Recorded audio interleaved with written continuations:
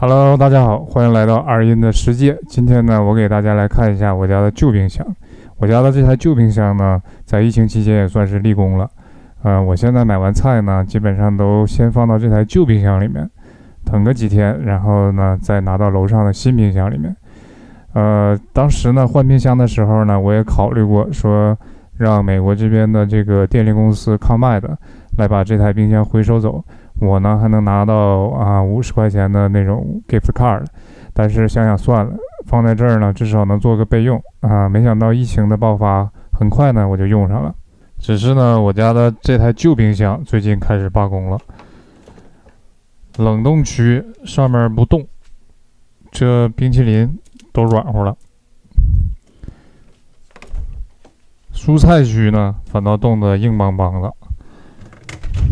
你看这蔬菜冻的，蔬菜冻的都落地有声了。这是不满意我喜新厌旧了吗？糟糠之妻不可弃啊！这是。咱们再来看一下这个品牌和型号啊，记忆出品，必属精品啊。如果说之前它没出过问题，那我不就不用换冰箱了吗？说明它之前还是出过问题的。第一次出问题的时候呢，是找了一个电工，然后给我看了一下，说是有一个件儿坏了，然后呢他就换了个件儿，然后花了不到300块钱什么件儿呢我也没看见，我就看见呢他剪掉了一段电线，然后把电线留下了，说这可能是那个件儿，具体是什么回事呢我也不知道，咱也不懂，咱也不敢问。后来呢，这台冰箱又出现了同样的问题，所以我想这台冰箱可能就是走到了它人生的尽头了。然后呢，我就开始买了一个，我就看新冰箱，然后就买了一个新冰箱。在等待这个新冰箱的那几天里呢，这台冰箱呢又神奇的开始工作了，而且呢制冷呢比以前还要狠。这狠到什么程度呢？就是说你要是打开冰箱门不抓紧的把手拿出来，你手都有可能冻到里面。所以我就琢磨我可能是之前呢给予他的这个压力呢太大了，我放的这个东西呢有点太多了。因为他又工作了嘛，所以我就让换冰箱的人呢把他先放到地下室了。只是没成想这么个情况真的是让我难以预料感觉这个冰箱就是在跟我使小性子呢。咱们再来说一说美国的冰箱怎么选购。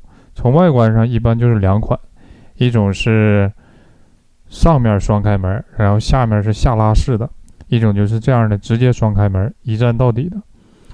我更喜欢这种，因为我不愿意弯腰人到中年，然后又是程序员，你们懂的不必多解释，跟什么肾不肾宝都没有什么关系你们别瞎联想。再一个就是这个冰箱外部的这个材质，这种呢是属于是光滑的，然后呢另外一种呢就是不锈钢的。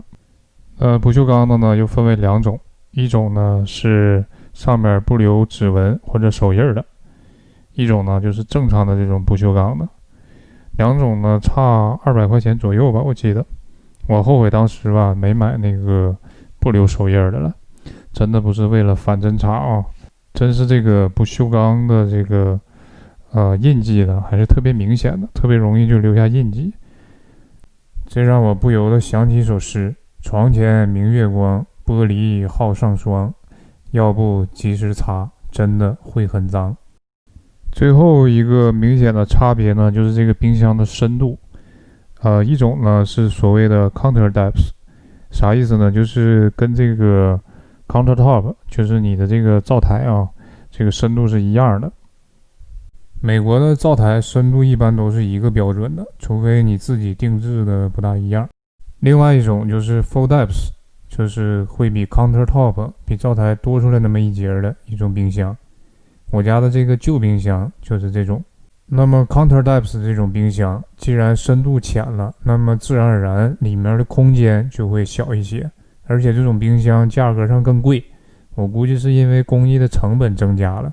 那么具体选择多大的冰箱呢？我觉得主要还是看厨房的尺寸吧。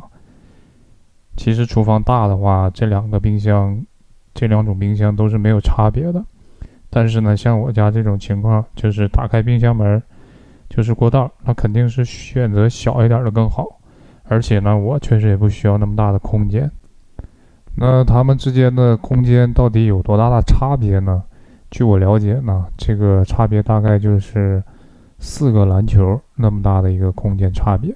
最后呢，来说一下品牌这方面呢，我也不是专业的就是我用 LG 和三星的电器比较多，一直呢他们表现呢也都比较稳定，所以这次呢我选择了这个三星的这款冰箱。虽然这个旧冰箱是通用电梯 GE 的，它出现了问题，但是呢，并不代表 GE 出产的产品有问题，很有可能呢是这台冰箱呢确实到了它的这个使用年龄了。那么我深入了解了一下，现在的冰箱一般的使用年限大概是多少？然后呢，我得到的答案大概是8年到10年左右现在呢，就是很难再去买到这个像原来那样一用呢就用好多年的冰箱，所有的厂家呢也都不生产这种冰箱了。我感觉这里面有一些商业的意图在里面，所以呢，我家这个买的这个新冰箱呢，我也没给它买保险。好，那今天呢就跟大家分享了一下我买冰箱，包括冰箱的使用的一些经历和感受。